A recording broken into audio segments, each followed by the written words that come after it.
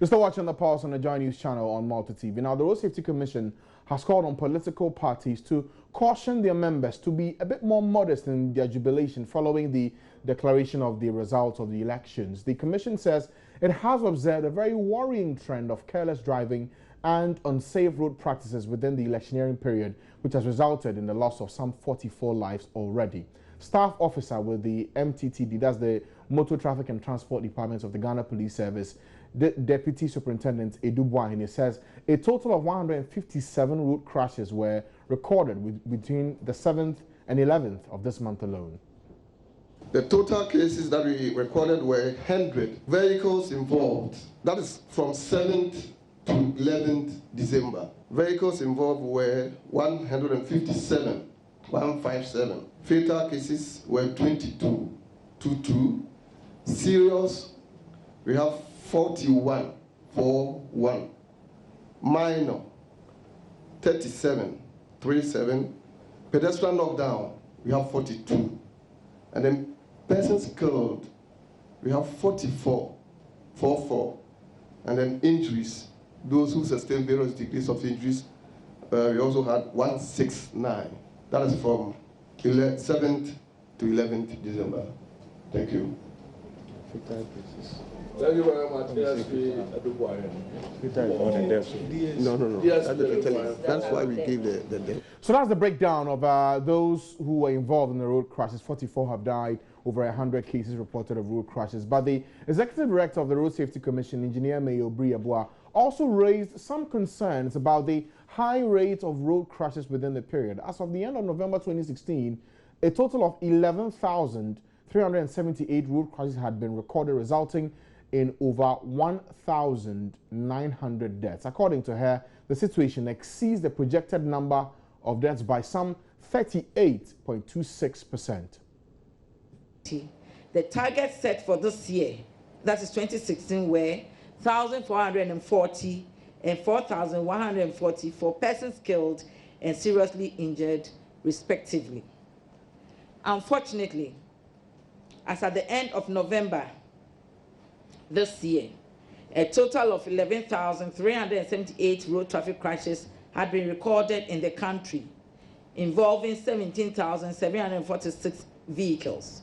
The total number of casualties stood at 12,144, and this is made up of 1,990 deaths and 10,154 injuries. Compared with the same period in 2015, the reported cases, vehicle involved injuries and fatalities increased by 14.88%, 14.45%, 20.19%, and 33.74%, respectively. Again, this situation exceeds the projected number of deaths by 38.26%. This situation requires that we work together to intensify our efforts in order to have a safe Christmas and a new year as we approach these festive times. Post-election celebration. Ladies and gentlemen, the Commission has observed with worry some disturbing road use practices by celebrants during the declaration of results last week by the Electoral Commission. It is our expectation that we shall observe sound road safety practices while we celebrate the victory of our candidates. The country needs our energies and skills to make our conditions better. The Commission has observed with worry also the practice of motor riders taking to needless maneuvering without helmets, speeds in settlement areas, now wearing of seat belts by people, and also the carrying of people in buckets of pickups, among other risky conducts. We expect these practices may continue until the inauguration of the new government in January. We wish to call on leadership of the political parties to engage their following on the need to celebrate without exposing themselves to the risk of road traffic deaths and injuries. So the police and the Road Safety Commission have given us the breakdown on why we saw a lot of people dying in just 4 days or so. 7th, 8th, 9th, 10th, 11th. 5 days alone, and 44 people have died as a result. Kwame Kondia, the Communications Director for the National Road Safety Commission, joins me in the studio now. Thank you, sir, for coming today. Thanks for having me. It's been a while since I saw you, but you are here today on a very sad note. Yeah. 44 persons dead. What happened? Well, it will be difficult to say at this point, except to say that during those days or the period of the election, the excitement that comes with it has a tendency to let party supporters and road users relax their compliance with the existing rules and overlook many of the safety practices that we preach on a daily basis. Okay, so help us understand this.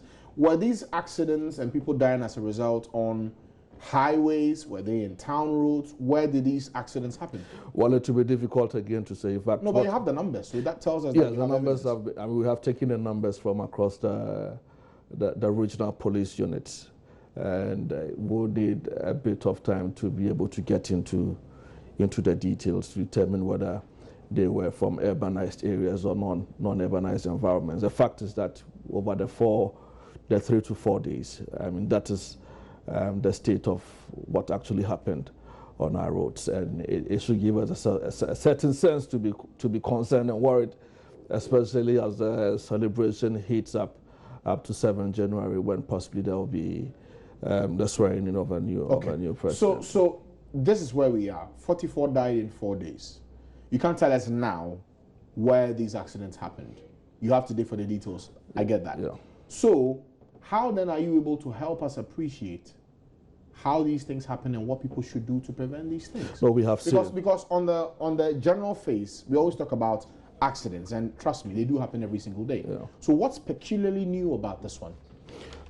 What is new is that there's an increase in a certain practice. I mean, without the celebration, I'm sure I wouldn't have some of the footages you just showed as part of the story. People will not get onto the streets in a frenzy mode, joining pickups and their likes.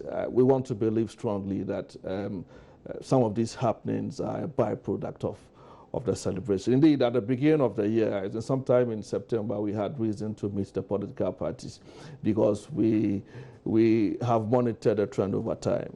So in our engagement with the political parties, sometime in September, I mean, these were the kinds of concerns that we brought to their attention. At the end of the day, we may get to a situation where there will be victors and losers, and people will celebrate their victory in all kinds of forms. So in their engagement with their following, it was always important that they caution the way they use the roads. To be fair, for comparison, in 2012, did we have more than what we are recording now or less? If you look at the trend, in fact, election time 2012, was it the same? Unfortunately, I will have a certain difficulty projecting the situation during that time, except to say that from 2012, 13, 14, 15, there's been a general steady decline in accident rates and the resultant deaths and injuries. This year has particularly been a bit challenging because beginning of the year we projected that even if there were going to be deaths, it shouldn't be more than 1,440.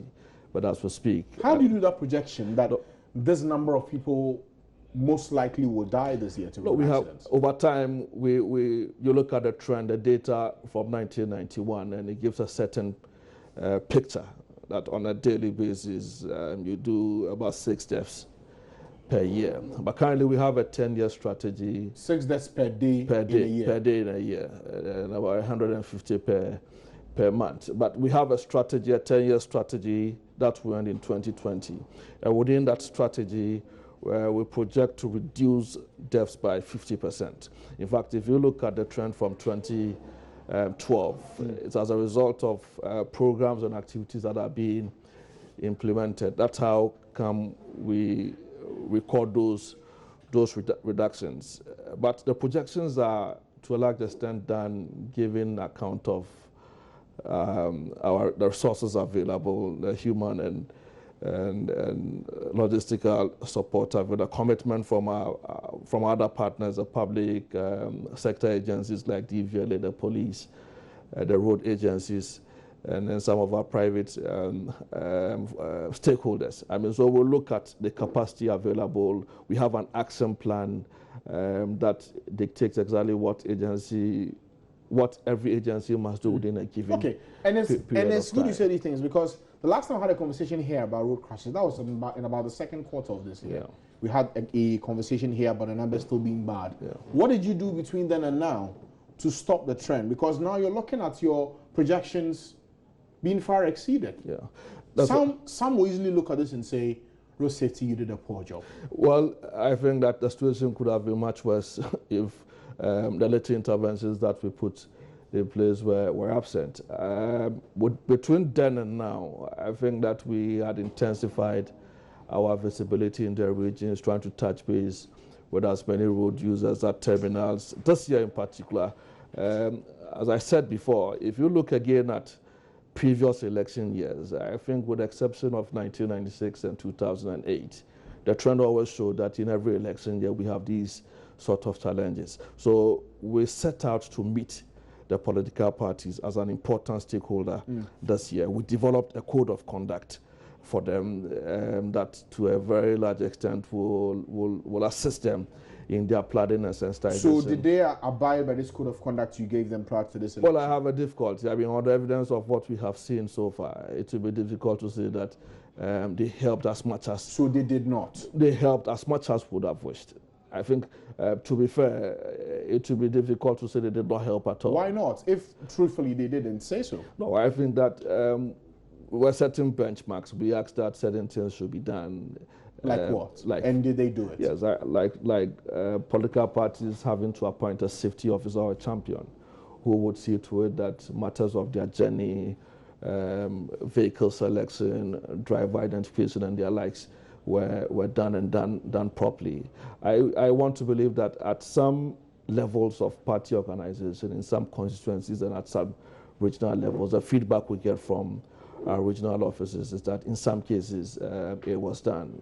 But mind you, as a moral code, in the event that for any reason they decide not to comply, you have a difficulty in exacting obedience. So yes, to some extent it was complied with, but not to the level that we think should have been. Now, the other part to look at will be those who are supposed to help ensure that road safety is adhered to on our roads. And by that I mean the Motor Traffic and Transport Department and then the DVLA. During the electioneering period, the December 7 to December 11, were they up to the task on the road in ensuring that drunk driving is checked, overspeeding is checked? Did they do their job? No, I think it is. It's public knowledge that during that period, a lot of policemen were deployed for electoral duties, and I mean we know too well that long before that period, not too many policemen were on the road as a result of some directives that were issued by the police administration. It is difficult to say how the absence impacted on the situation that we are having today. Difficult to say, you say? Yes, because when we talk, from our perspective, when we talk about enforcement must of necessity start from the vehicle owner and the driver, and for transport operations at the point of departure. If the transport operator, GPRTU and their likes, STC, MMT, if they have systems in place that will ensure that the vehicle is in good condition, the driver has taken a lot of rest, he's not drunk, he's driving appropriate vehicle as far as his license is concerned, you may have a situation where the police may not be that relevant, quote unquote, because even before the set off, they will be in compliance with many of these. Okay, but Mr. Kondia, let's be fair to the reality. We all know that what you speak of as the ideal doesn't happen. So, does the Road Safety Commission take the pains and the trouble to go to the terminals where you know that most of these commercial vehicles who do the overspeeding come out from? Do you go and check them? Do you go and check that the things that they are supposed to do are done?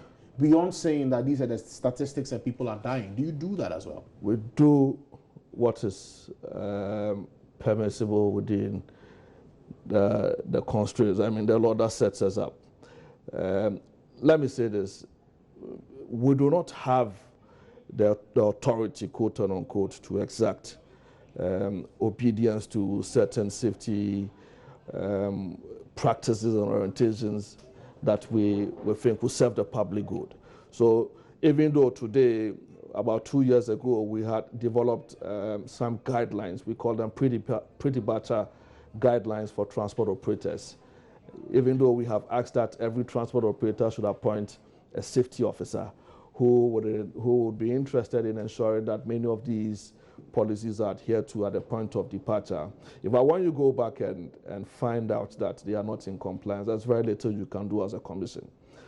So, I mean, it's become more of an advocacy, persuasive effort. So for those who have found reason in complying with these ideas, I mean, the evidence is there to show, I mean, as far as the safety of their services are concerned. We have identified that as a gap. That is why for some time we have been advocating for a review of the mandates, the law that sets the commission up, so that you may be able to hold a transport operator accountable. In other jurisdictions, when there are failings or gaps, as you mentioned, it should be possible for a public institution to, if you like, restrain or withdraw or suspend the license of these operators. Unfortunately, I do not think that that is the practice in this country, and it is part of the difficulties that we have as far as having as much control as we desire on the transport system is concerned. Okay, so the reality here is this. You have a commission that is advocating, telling us the figures, telling us that things are worrisome. Yeah. Yet you don't have the power to ensure that these worrisome figures reduce. Unfortunately, that is where we are at the moment. That's where we are at the moment. So you do a lot of research. You have data from 1991 to 2016. You know of all, I mean, the particular areas where the accidents are happening. You know what could be done to, if you like, address the situation. Unfortunately, you would have to count on advocacy. You'd have to rely on coordination. You have to rely on persuasion, so that one agency, one party, one stakeholder will see a reason in order to act on your expectations. We think that we have been in existence since 2015 years down the line. We must begin to move the next step, which is that the commission should be empowered to be able to exact a certain level of obedience, pretty much like the Environmental Protection Agency, if you like. So if a license is issued to an operator and the operator is not able to justify that it is able to serve the public good in terms of ensuring that its fleet is in good condition, its drivers have been trained, has appropriate systems, very much like what the Ghana Civil Aviation Authority may do. So maybe you may want to ground. So you look at it as a lot of organizations like yours given a mandate, yet no power to implement. Is that what it is? Yes, I mean why I can say that there's a limited mandate. Limited mandate. Yes. And you want more than what you're getting now? Yes, we want to be able to be more relevant than we are today. So what are you doing about it? A lot has emerged. Yes, we have been advocating for a change. In fact, there's a bill that had been to cabinet and missed opportunity to end up in Parliament. When was it sent to cabinet? I think sometime in August or September. This year? Yes. I mean, we had been working on it for the last 3 to 4 years. Do you know why it didn't make it to Parliament?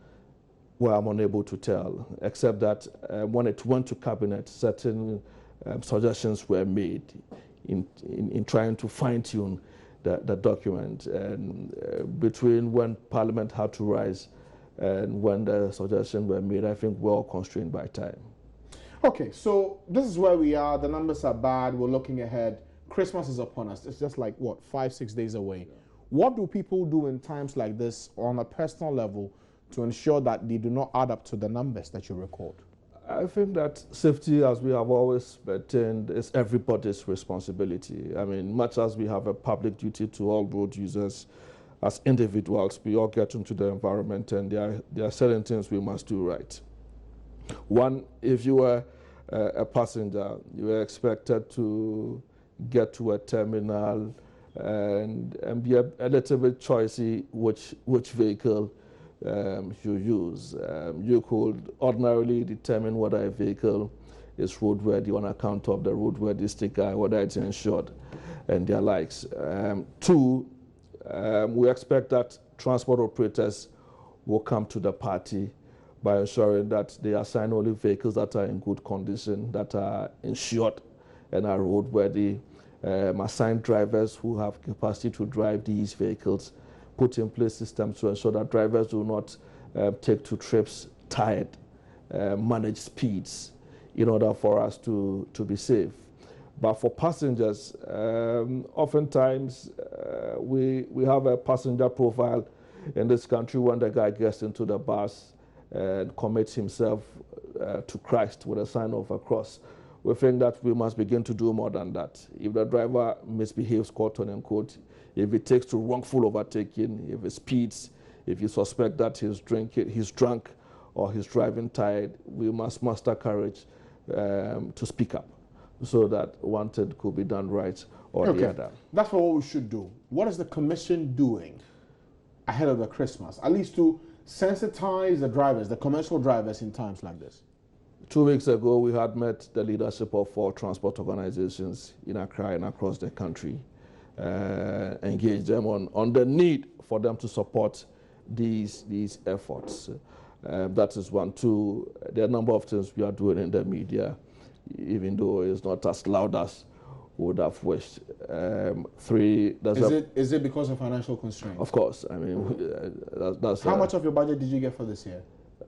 I'm unable to say that, but I can. Unable to say? Yes. Is it that you don't know or you can't say? I don't know. I don't know. But I know that generally, I mean, there are budgetary constraints, and these are matters that are often captured in our quarterly and annual reports. Why do you think you don't get what you deserve for the work you do almost all the time? Well, I think that... You think successive governments don't care about road safety? It is, I mean, it is fair to say that as a country, perhaps our orientation to matters of safety cuts across road safety, fire and their likes. We need to have a second look at those matters. For instance, I'll tell you, today we had to make some presentation to the MTTD, procure some enforcement device to assist their work. If you are minded to find out that within the police structure itself, even though we recorded 1,990 deaths from January to November, maybe you want to find out the kind of support that the police as an agency or institution provides for an important department as MTTD. They're also cash strapped? Yes, I should think so. And no. Is that what it is, or it's not? When you say to the best of my knowledge, I think they are constrained. Yes. So the Road Safety Commission is constrained. The MTTD is constrained. How about the DVLA too? Also constrained? Well, I can't speak for them. Okay, but if 2 out of 3 are not working, we might as well begin to say that. I can't speak for them. I'm just saying that we must begin to look at these institutions because, Francis, if you went to the police and found out, you'd realize that the number of persons who have died this year out of crimes may just be a quarter of those who have died on the road. But in terms of priority, the CID is most likely to be ahead of the MTTD. So we need to begin to look at these with a bit more seriousness. Yes, as much passion. Thank you, Mr. Kondia, for coming today. Clearly, a lot more needs to be done in terms of road safety. A lot of people are dying on our roads today. I hope that situation changes in the not too distant future.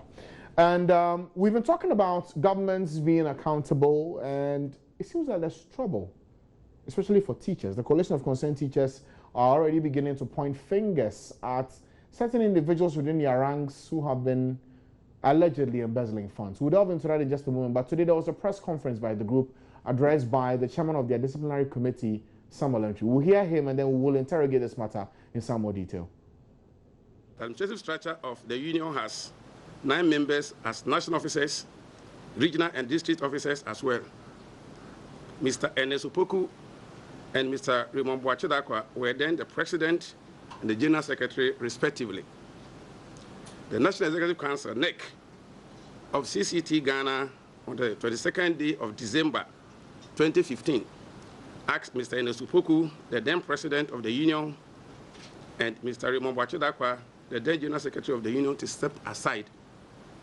This was as a result of them being cited in an internal audit report of the year ending 31st December 2014. Mr. King Ali Awudu, the then vice president of CCT, and Mr. Ernest Akon Forsen, the then deputy general secretary, were asked by NEC to step in as acting president and acting general secretary, respectively, as enshrined in the union's constitution. The union's external auditors, Offset Consult, were then invited again to audit the accounts of the year ending 31st December 2014. This was to either affirm or refute the report of the internal auditors. The external auditors' report affirmed that of the internal audit and revealed more scary figures of monies not accounted for. 369,285.81 is the money that cannot be accounted for. 44,703 could not be traced to any expenditure, income, or account balance. As a result of the scary revelation in the external audit report, CCT NEC met on the 16th of April 2016 and proceeded to suspend Mr. Ernest Opoku and Raymond Boakye Darkwa as president and general secretary, respectively, and asked that they refund the monies within 3 months. In June 2016, the suspended officers, in the person of Mr. Ernest Opoku and Raymond Boakye Darkwa, collectively sued the union at an Accra High Court, suit number GS 776/2016. With the help of the union solicitor, leadership battled the case in court. The judge who sat on this case was His Lordship Daniel Mensah. The judgment was delivered on Friday, 16th December 2016, in favor of the Coalition of Concerned Teachers. At a just-ended NEC meeting held on the 17th and 18th of December 2016, NEC agreed as follows: that Mr. Ernest Opoku and Raymond Boakye Darkwa cease to be the president and general secretary of CCT, respectively, as NEC has removed them from their official positions, and that all CCT members, the public, the media, and all our stakeholders should cease to recognize them as such. Mr. Ernest Opoku and Mr. Raymond Boakye Darkwa can still be members of CCT if they so wish, but cannot hold any office in the union. The union will use all legal means to retrieve the monies from Mr. Ernest Opoku and Raymond Boakye Darkwa. Mr. Kinyali and Akon Herbert thus assume fully the positions of president and general secretary, respectively. So we've heard from that news conference the details of why these two gentlemen, Mr. Ernest Opoku and also Mr. Raymond Boakye Darkwa, president and general secretary, respectively, have been dismissed from their official positions, but they are supposed to pay back the monies. Let's get details now from the communications director of the group, Mr. Adukwe Ayikwe Awole. Thank you for coming today, sir. Thank you. You must be a very angry man. Seriously. So 369,000, where did that money come from? To you, the teachers? It came from the dues of our membership of 22,000. Your dues? Yeah. For the past how many years? It's dues. We started collecting dues in 2013 from our members. We started this union in 2011, but we were not taking dues. So the executives were using our own money to run there. But because we became a trade union, we were deducting dues from source. Okay. So at what point did you detect that these monies could not be accounted for? Now, as a trade union, it is demanded of you to audit your accounts every year. Okay. So it was in 2014 when we decided to conduct an internal audit. So we told our internal auditors to audit the account, and they came out with some figures that cannot be accounted for. So we told the cited officers to step aside. That is Mr. Ernest Opoku and Raymond Boakye Darkwa to step aside. So they did that. And they themselves called that then we should call in our external auditors to come and audit that account, to either affirm or refute the allegations made by the internal auditors. But when the external auditors came, the amount of money that cannot be accounted for rather even went up. And more discoveries. It went up from what amount to what amount? From about 120,000 to the figures that have been stated there. Of over 360,000. Yes, so 369,285.81 pesos. And then we have 44,703 that can also not be traced to any expenditure. Okay, so for your accounts, the dues that are paid, who are the signatories to the accounts? Is it the president and the general secretary? It's the president and the general secretary, as well as the treasurer. Now, the treasurer, as we speak now, is late. Has died? Yeah, so we can't mention the name here. Okay, yeah. okay. So for these two gentlemen, they are the ones being held complicit for the amount of money? We are holding them accountable. And what was their explanation for what they did with this money? No, they were insisting that the money is not with them. But if I give you money and you are the signatory to our account and we cannot trace this amount of money and you are insisting that the money is not with you, and external auditors have confirmed that such an amount of money cannot be accounted for. So the NEC decided that then they should be suspended after the external audit report so that they refund the money. It was then that they sent the case to the court, Accra High Court. Okay, at the time of the probe, was the treasurer still late, or it was after the audit was done? At the time of the probe when the internal auditors were auditing the account, the treasurer was still alive.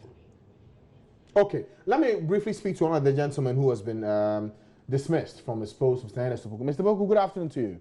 Good afternoon. So, is it true that you and the president, Raymond Boache Dakwa, collectively took away some over 360,000 Ghana cedis that cannot be accounted for?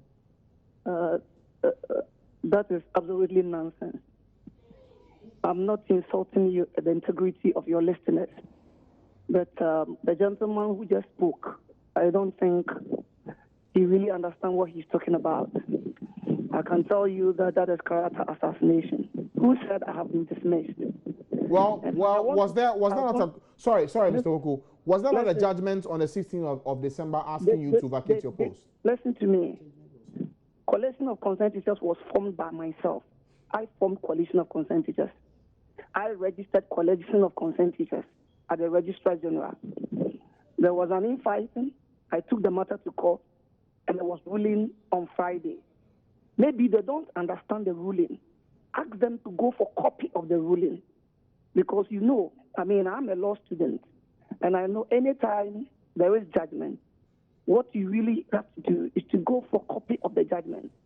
You read, and then you understand the legal principles behind the ruling. What is your understanding of the judgment? What is your understanding of the judgment? In fact, the whole matter was as to whether or not the supposed suspension or what have you is right or wrong. And they indicated that they did an audit. Indeed, the judgment said that those purported audits, because the people don't even have required qualification to do an audit, and therefore you will not consider that particular internal or whatever audit they call it. And so that is null and void. But the judge went further to say that because the union, the organization, has assumed the status of labor union, then he will proceed to make judgment that if you're leading a group of people and the people don't need you to lead them anymore, they have every right to remove you from office. And therefore, to him, he thinks that they are right in removing me from office. Nowhere. The judgment said that Mr. Opoku has misappropriated 1 CD or 2 CDs. We have applied for a copy of the judgment, and we're told it's not ready yet. We will have a copy on Wednesday. In fact, what we are trying to do, and you should understand, this is first of we have just taken the matter to court, High Court. We call it Court of First Instance. If you are not happy with the judgment, you have the right to appeal. It can go as far as Supreme Court. So I don't see the hula baloo in this. Indeed, I don't have a copy of their press statement, so I don't want to talk about it. Some few people just called me and informed me about purported press conference from Okay, Mr. Boku. So am I to? So am I to? Please let me land. And Okay. I've already informed my lawyer, and so we are going to take legal action for defamation of character, for character assassination. So because of that, I don't want to talk too much. I think that at the appropriate time, I'll also come on air and explain every bit of it. If they think that I've misappropriated funds, then they should take me on. Okay. Why don't they arrest me? Okay. But or they should take me to court. Mr. Boku, you make a point about you creating this organization. You said what? I'm saying you made the point earlier that you created the Coalition of Concerned Teachers. I did. Now, let's assume what you say is true because some actually contested. Let's assume that is true. Are you saying that there was no internal audit and external audit that revealed that some amounts of money could not be accounted My for? My brother, nothing. And I can tell you, nothing. I mean, not even one CD has been misappropriated or whatever they call it. So I don't want to even, if I argue with them on this issue in terms of, it means that I'm even giving credence to the nonsense they are talking about. That is why I have indicated to you that I've already informed my lawyer and we want to take legal action because we call it character assassination. Okay, so to be clear, Mr. Boku, sorry, to be clear, you're saying that you have not touched any 369,285 Ghana cedis. Is that what? Are you explaining to us here that you have not taken over 300,000 Ghana cedis out of the account of the group from the dues? I have taken that money for what? For what? To do what? That is why I am telling you that this is what is called character assassination, and I'm going to take them on. Tell them, whoever has sent them to destroy Ernest Opoku, because of my stand, because of what I know, they cannot destroy me. Do you still hold yourself as president of the group, in spite of all of this? I'm saying, do you still hold yourself out as the leader of this group, considering all that is happening? Do I do what? Do you still see yourself as president of this group, the Coalition of Concerned Teachers? That is why I am telling you, I say that they don't even understand the ruling. They don't understand. But you don't have the ruling either. So how then do you say they don't understand it? So, I mean, let's be very real here. We are all intellectuals, as you are indicating. Yes. If you've gone to court, there is ruling on Friday. Summary ruling. And the judge indicated, after that you can go for copy of the ruling. You don't even have it. Do you understand? You know they don't have it, or you don't have it. We have applied to the court for copy of the ruling. I'm talking about judgment of the court. A judge will come with ruling. Then later, the reasons behind his ruling will come in a form of judgment. You don't even have it. Why should you, organize press conference just to assassinate my character? Just to assassinate my character. Okay, Mr. Poku, I think you've made the point. I want you to understand, and our listeners who are listening to us, on air. Okay, I get it. And thankfully, Mr. Ayikwe Awole, the communications director of your group, is here with us in the studio. How do you respond to this? He says that the full ruling is not here. What I'm saying is that I am not ready to argue with anybody on air. I have already informed my lawyers, and they are going to take legal action. Thank you very much. All right. Thank you. If he is not ready to argue on it, he shouldn't have spoken at all. So, but thank God he has agreed that he went to court and he lost. He didn't say he lost. He says he's challenging the decision. But he has lost in the Accra High Court, so he can go and challenge it. For us, he took the union to court because the union suspended him. And he said he doesn't recognize the reason why NEC should suspend him because the union was formed by him. The union wasn't formed by him. So it was formed by who? The union was formed by about, the people who started the union were 5,000. And if you are going to register a union, you need 5 directors. And we picked 5 directors. And you are one of those directors. 3 directors who also signed that form. One is the Ashanti Regional Chairman of Coalition of Concerned Teachers. 2 are district chairmen. They are not even NEC members. And he went there and was saying that because he is a director, NEC cannot dismiss him. And the judge said, no. You are a director, but you are also a member. Now it is a trade union. They have a trade union certificate. They have their own constitution. So the NEC can dismiss you. So you lost the case. And we held a NEC meeting this weekend, and now we are saying that since we now have a copy. Now, do you have a copy of the ruling? the copy of the ruling. Yes. We'll get it. Our lawyer will get it for us. So your statement today is based on what you heard in court. It is not based. Our statement today is never based on what we heard in court. Now, we started a process after the internal and external audit, and then we suspended them. And they went to court that you cannot suspend me. And now the court says that no, NEC has the power to suspend you. So now we are continuing from where we left off. Of what? They coming to pay back the money? They coming to pay back the money. But he says that he has not taken any money. He has not taken any money. He should come to the office. I can tell you on authority today that the police is waiting for him. I can tell you on authority. You have reported the matter. We have reported the matter, and if he is a man, he should get to the police went there, and I don't want. We will get him wherever Ernest Opoku is. We will get him so that he should tell us that we are lying. We are lying, and there is no external audit report, and nobody was cited in the external audit report. Now you know what? The external audit report will not mention your name. But they mention the position. They will mention those in authority. So I can bring you the external audit report. You will not find anybody's name in it. What does it say in the report? In the report. That the president... That this money cannot be accounted for. And they recommend who should bear or who should take responsibility of the money that cannot be accounted for. So in this report, who should bear responsibility? According to what the report says? According to what the report said, the signatories to the... I'm not a signatory to the account. So the only signatories are the president and general secretary. And then the treasurer. Mr. Boku is still with us online. Mr. Boku, well, they say that this whole issue of the... Yes, Mr. Boku, can you hear me? Yes, hello. Okay, the point Mr. Ayikwe Awole makes here is that their decision to have you pay back the money is not based on what happened in court, but because of a process that was started by them per the external audit report. Hello. Can you hear me, Mr. Boku? I am restraining, I'm trying as much as possible. Okay, the group says they will get you arrested because they believe you took their money. How do you respond to that? They should arrest me. I am here. I'm on a Gimpa campus. I'm about writing exam. They should get me arrested. You see, that is why I indicated to you that we call it character assassination. This is how I want to destroy you. This is publication. Speaking on air, disgracing someone on air. And I've indicated to you that someone informed me of that particular press conference. And I have already informed my lawyer. So we are going to take legal action against them. And at the appropriate time to respond to all the issues that they have raised.